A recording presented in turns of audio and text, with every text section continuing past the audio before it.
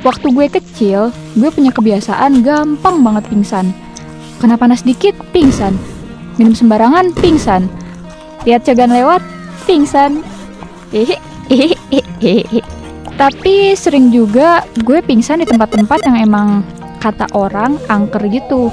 Sampai sekarang gue dan keluarga juga nggak tahu tuh apa penyebab gue jadi gampang pingsan gitu. Nah, karena gue udah keseringan pingsan, orang tua gue yang khawatir ngebawa gue berobat tradisional lah ke kakek Jai.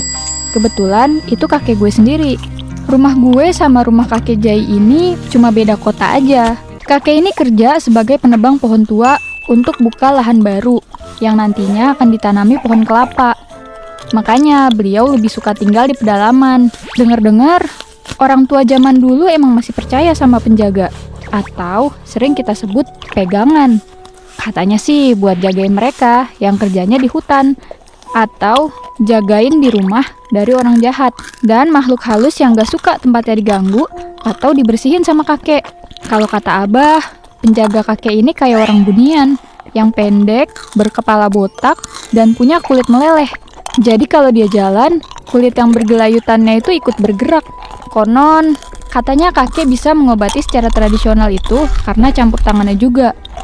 Tapi waktu itu, posisinya gue belum tahu kalau kakek ternyata punya pegangan. Waktu itu ada momen dimana pas gue lagi main di depan rumah kakek sendirian, tiba-tiba kayak ada yang dorong gue gitu dari samping dan bikin kaki gue kesleo.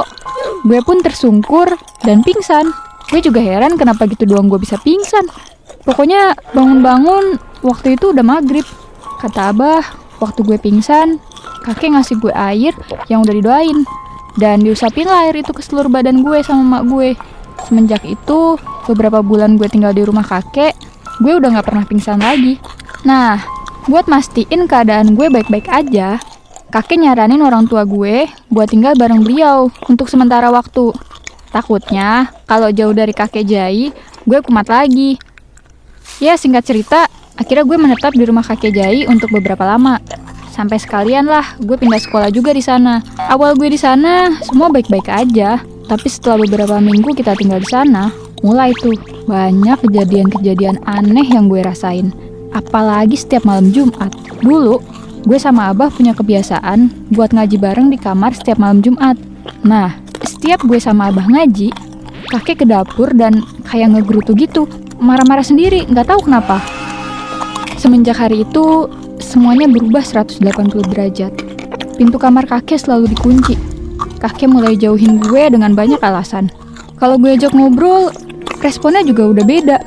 Apa mungkin karena doa yang selalu Abah bacain ke gue dan adik gue kali ya setiap kita mau tidur?